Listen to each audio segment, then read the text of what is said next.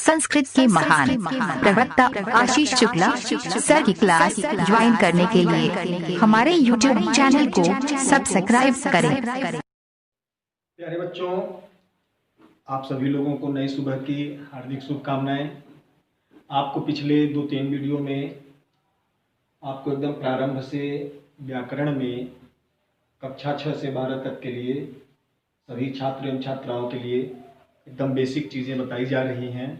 आप लोग इसे ध्यानपूर्वक देखें और समझें।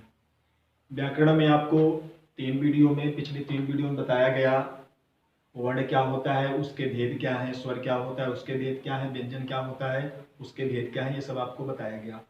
अब आपका जो आज दूसरा हमारा आपका प्रकरण है, या जो चौथे वीडियो में आप नया चीज़ देख रहे हैं, वो है हमारा वर्णों का उच्चारण स्थान।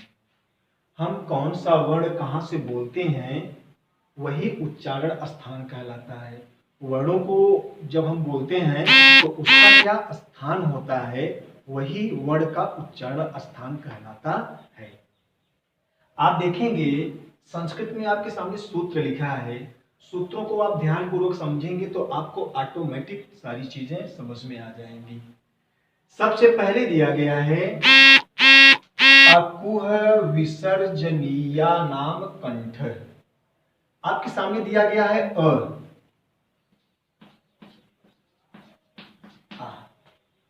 अ का मतलब हो गया अ और आ। उसके बाद है कु। आपको पिछले वीडियो में मैंने बताया भी था, आपके सामने यहां जब व्यंजन बता रहे थे तो वहां पे हमने लिखा था कि कु चू टू तू कु, अर्थात वो जो 25 थे वही कु यहां पे आपको मिला है। कु का मतलब है क वर्ग। कु का मतलब हो गया क वर्ग। अब प्रश्न उठता है वर्ग का मतलब क्या हो गया।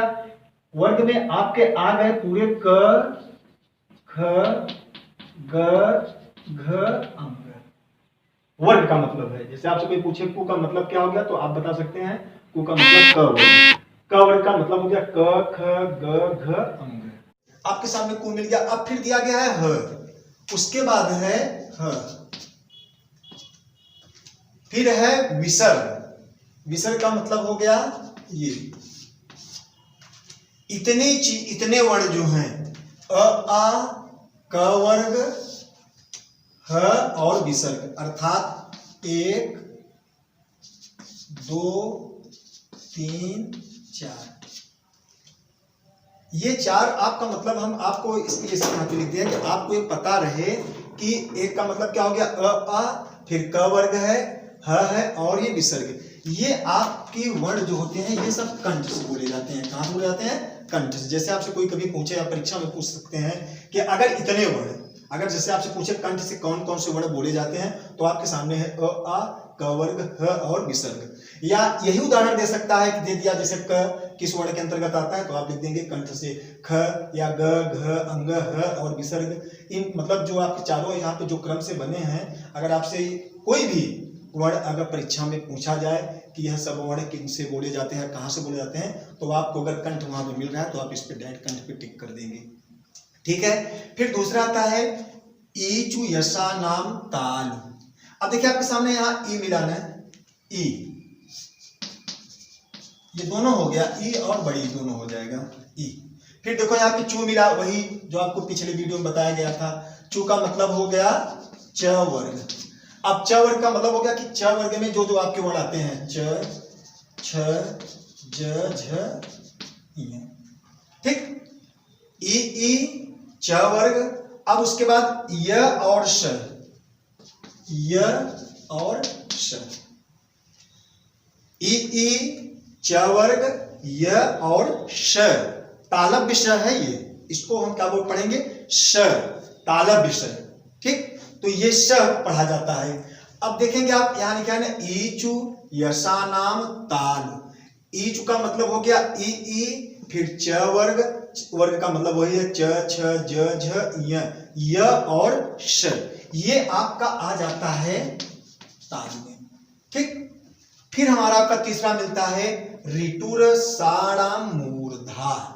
री, छोटी री और बड़ी री, री। फिर है टू, वही चीज टू का मतलब हो गया ट वर्ग। वर्ग का मतलब समझ ही रहे होंगे आप, जैसे आपको पिछले ऊपर देख रहे हैं, ऊपर जो आपने देखा कु का मतलब चू का मतलब, सिर्फ टू का मतलब है ट ठ ड ढ अण, ट ठ ड ढ अण।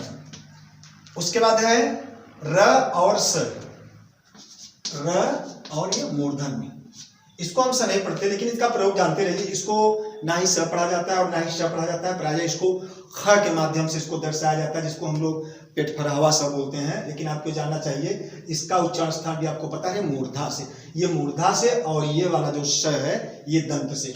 ये आपका हो गया 3। ठीक, अब उसके बाद आ जाता है री, फिर वही चीज कर दीजिए, री यहाँ पे हो गया। अब ये बड़ी री नहीं होती। अब जैसे आपसे कोई पूछ ले कि यहाँ पर सर आप आ लिखे, ई लिखे, री लिखे, लेकिन बड़ी री नहीं, लेकिन दीर्घ में बड़ी री नहीं होती, तो आप इसको यहाँ पर ऐसे लगा देंगे। इसका मतलब ये हो गया कि बड़ी री यहाँ पर नहीं होती। अब फिर है त्रि, है ना आपके ऊ चू टू तू, ये हो गया आपका तू हो गया। ठीक, ऋतु लसा नाम दंत्य है। अब तू हो गया, तू का मतलब है त वर्ग। त वर्ग का मतलब वही है जैसे आपने ऊपर पढ़ा त थ द ध न। ली, उसके बाद आपका है ट वर्ग, त के बाद अब देखिए कि ल और स, ल स। अब देखिए 1 स 2 स 3। अब इसको पढ़ेंगे कैसे, इसको हम पढ़ेंगे स, इसको पढ़ेंगे श। अब इन दोनों से अलग इसको पढ़ते हैं, इसका भी प्रयोग जानते रहिए।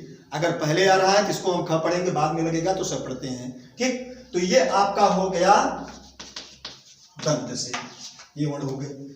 उसके बाद फिर है आपका उपपादमानीय नाम ओष्ठ उ। अब देखिए बड़ा उ और ये बड़ा उ, दोनों ये बड़े होते हैं दोनों। ठीक है, उसके बाद है पु, अर्थात प वर्ग।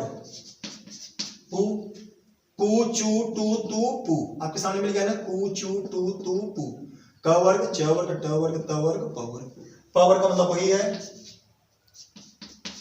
प फ ब भ म। उसके बाद पादमानिया, पादमानिया मतलब जो वर्णों का हम उतार और चढ़ाव, उसको इस तरह से दर्शाया जाता है। ये भी वर्ण के अंतर्गत ही आता है। इसको हम जो भी वर्ण कैसे उसको हम उच्चारित करते हैं, कहाँ पे उतारना है, कहाँ पे उसका चढ़ाव, ये सब हमारे ओष्ठ में आते हैं। उसके बाद है नासिका। नासिका, नासिका में जितने भी हमारी ये वर्ग हैं, 5 वर्गों के, 1 वर्ग 2 3 4 5 वर्ग मिले। इन 5 का जो अंतिम वर्ण होता है, इन 5 का अंतिम, जैसे पहले में आप ले लीजिए, अंगय आपको मिला, 1 हो गया, इया मिला, अण मिला, न मिला और म मिला। तो नासिका में अंग, इय, अण, न, म, 5 वर्गों के जो हैं ये अंतिम जो वर्ण होते हैं वो नासिका के अंतर्गत आते हैं। ठीक, उसके बाद है क, जिह्वा मूलियस, इसको भी इस तरह से दर्शाया जाता है, जिह्वा मूलियस, जिह्वा मूलियम। कहने का मतलब यह है कि संस्कृत में जो वर्ण होते हैं वो मुख्य, उसका स्थान जो होता है वो 7 ही होता है। संस्कृत में वर्णों का उच्चारण स्थान कितना होता है, मुख्य 7। तो ये आपके सामने मुख्य है। उस प्यारे बच्चों देखिए, मैं आपको अभी केवल वर्णों का जो मुख्य स्थान है वो आज की वीडियो में आपको सिर्फ मैं 7 ये जो मुख्य है उसको मैं बताया हूं। अभी इसी में आपके जो उच्चारण स्थान है, इसी में आपको अभी देखने को सुनने को और मिलेंगे। उसको जो है आपको अगली वाली क्लास में या आगे की वीडियो में बताएंगे। थैंक यू, धन्यवाद। संस्कृत के महान प्रवक्ता आशीष शुक्ला सर की क्लास ज्वाइन करने के लिए हमारे YouTube चैनल को सब्सक्राइब करें।